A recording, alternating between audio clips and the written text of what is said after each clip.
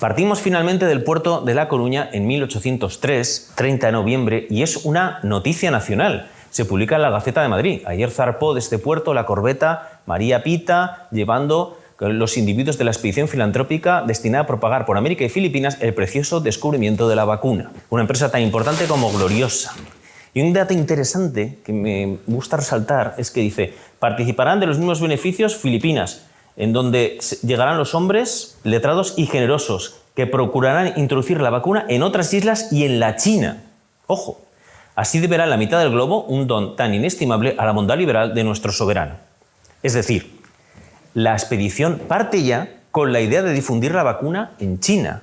O sea, estamos hablando de filantropía absoluta. No solo se limitaba a los súbditos de la corona, sino que se pretendía vacunar allí donde se llegara. Antes de partir, se difundió una directiva a todos, ahí si lo vieran bien, pone virrey de la Nueva España, virrey del Perú, el gobernador de Puerto Rico, el gobernador de Buenos Aires, unas instrucciones donde se especificaba que iba a llegar la expedición de la vacuna y se les ordenaba que prestaran todo el apoyo necesario a la expedición, algo que, como veremos, no se va a producir muchas veces.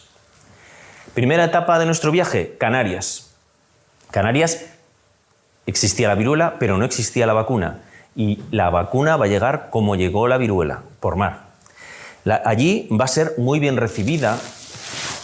Vamos a llegar a Tenerife, se va a vacunar en las 7 islas.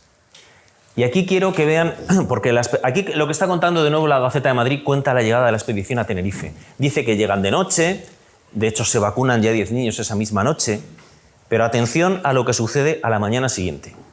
Están en el puerto y van a hacer un montaje. Dice: por la mañana siguiente se convocó el capitán general en su casa a los cuerpos eclesiásticos, civiles y militares condecorados, y habiéndoles manifestado en un discurso elocuente la incomparable beneficencia de nuestro augusto soberano en haber proporcionado a estas islas el mayor beneficio que podían, en recibir el aprecio y reconocimiento que debíamos corresponder de nuestra parte y la necesidad de combatir con el ejemplo y la persuasión las preocupaciones del vulgo ignorante e imitador. Esto es importante, el vulgo ignorante e imitador. Vamos a ver lo que hicieron. Se dirigió al muelle con toda la comitiva, precedida de un piquete de granaderos del regimiento fijo, con música militar. Desembarcando los 22 niños que condujo la corbeta, fue el comandante el primero que tomó en sus brazos a uno de ellos, y los prelados y los jefes siguieron su ejemplo hasta donde llegó el número, y en tal disposición, es decir, en procesión con los niños en brazos, se dirigieron a la casa preparada para alojamiento, entre vivas aclamaciones y lágrimas de sensibilidad y placer, con repetidas salvas de artillería para autorizar tan augusta ceremonia. Esto que acaban de hacer, que puede parecer un aparato estratosférico y demasiado incluso sobreactuado, veremos que es fundamental. ¿Por qué? Por el vulgo ignorante imitador. Las personas que el pueblo, cuando reciba la expedición de la vacuna, tal cual la reciban las autoridades, va a recibir el pueblo la vacuna. Y lo vamos a ir viendo. La corbeta parte de Canarias y llegamos a Puerto Rico. La idea de Balmis ha sido un éxito, hemos logrado atravesar el Atlántico y en Puerto Rico nos encontramos con la desidia del gobernador de Puerto Rico y de las autoridades. ¿Por qué? Porque ya habían recibido la vacuna de la cercana isla inglesa de St. Thomas, los médicos de Puerto Rico habían hecho de ella un negocio y las clases dirigentes no querían perder ese negocio. De forma que la vacuna no fue bien recibida en Puerto Rico, es nuestra primera decepción. No siempre nos van a recibir con fiestas y panderetas, como vamos a ir viendo. De Puerto Rico se dirigen hacia Caracas, pero entonces, durante la travesía, se va a producir una terrible encalmada. Y Balmis nos dice que, es decir, el barco se detiene, la navegación no avanza. Balmis escribe: me llegué a ver en la mayor aflicción al hallarme sobre una costa desconocida, con un solo niño con la vacuna y esta en sazón de ser empleada ese mismo día. Hemos de pensar que si se perdía la cadena de vacunación, perdíamos la vacuna, teníamos que volver a La Coruña, teníamos que empezar otra vez. Los niños eran el elemento logístico de la vacuna. Por eso la preocupación de Balmis. Se dirigían a La Guaira, pero afortunadamente avistan un pueblo, que es un puerto, que es Puerto Cabello, se dirigen a él y esa misma tarde vacunan a todos los niños del pueblo, salvando así la vacuna. Llegamos a Caracas y allí en Caracas la recepción es apoteósica. Se ofreció a Balmis una lujosa berlina que al acto ocupó llevando a su derecha al joven vacunado que tenía en sus brazos en el helado fluido y por entre la muchedumbre apiñada, en medio de los vítores, de la música y de los fuegos de artificio, llegó a la más hermosa casa de la ciudad, dignamente preparada para recibirle, en donde vestidos de gala le aguardaban el capitán general, todos los altos funcionarios y todos los grandes patricios. ¿Cómo suponen que fue la vacunación? ¿Un éxito o un fracaso? 2 días después se efectuó una vacunación masiva. Y aquí, precisamente en Caracas, bueno, vamos a hablar primero de las juntas de la vacuna, sí. En Caracas se va a instaurar la primera junta de la vacuna. Y esto es muy importante. Balmis tenía muy claro que no bastaba con difundir la vacuna, no bastaba llegar y vacunar. Había que perpetuar la vacuna, había que crear un sistema que permitiera que esa vacuna siguiera viva cuando la expedición abandonase esa zona. Y es por eso que se crean las juntas de la vacuna, que eran el órgano administrativo al cual pertenecían los principales de la ciudad, que va a ser el órgano que va a dirigir toda la red sanitaria de vacunación. Va a crear las casas de vacunación. Casas de vacunación que Balmis había previsto establecer separadas de los hospitales. ¿Por qué? Porque los hospitales se asociaban a muerte, a enfermedad, y Balmis quería que la vacuna fuera vida. Balmis llega incluso a decir cómo se tiene que poner el cartel en la puerta de las casas de vacunación. Estas casas de vacunación estaban interrelacionadas entre ellos, se inscribía cada persona vacunada, no se vacunaba al tuntún. Y este sistema de las juntas de vacunación y de las casas de vacunación para perpetuar la vacuna va a ser la gran obra administrativa de la Real Expedición Filantrópica de la Vacuna, que, como están viendo, es mucho más que 22 niños cruzando el Atlántico en un barco.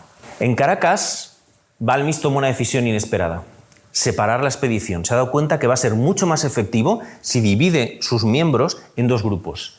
Un grupo, dirigido por Salvain, se dirigirá hacia el sur a vacunar el continente sudamericano, mientras que Balmis se va a dirigir con el grupo restante, en el que viaja Isabel Zendal, a la Nueva España.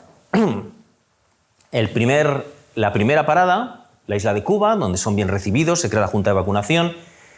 En poco tiempo se vacunan a 15.000 personas, pero cuando tenemos que continuar viaje para llegar hasta el continente, para llegar a México, no encuentra Balmis niños en el que conllevar la vacuna, que conservar esa vacuna. Y como Balmis escribe, tuve que recurrir a un joven tamborcillo del regimiento de Cuba y a 3 niñas negras de Santiago que vendí después en México a pérdida de 350 pesos. Se lamenta Balmis. Aquí vemos la diferencia de valores que tenemos actualmente, ¿verdad? O sea, por un lado están difundiendo con total filantropía una vacuna, pero por el otro lado estas personas convivían con la esclavitud y para ellos la esclavitud era algo absolutamente normal y natural. Llegamos al primer puerto continental, en Sisal. Los expedicionarios están enfermos. Balmis escribe que cree que tienen la fiebre amarilla. Y Pastor, poco después, continúan. Pastor desembarca en Mérida y va a hacer un viaje él solo, el enfermero Pastor, un viaje que va a durar 2 meses, va a recorrer 2.000 kilómetros y va a vacunar más de 20.000 indios, todo ello ya utilizando niños alquilados a las familias, les pagaban 50 pesos, atravesando todas las selvas de Guatemala, las selvas de Chiapas. Ese es el viaje de Pastor. El resto de la expedición, mientras Pastor está vacunando, va a llegar a Veracruz y apenas desembarca, inician viaje hacia la Ciudad de México.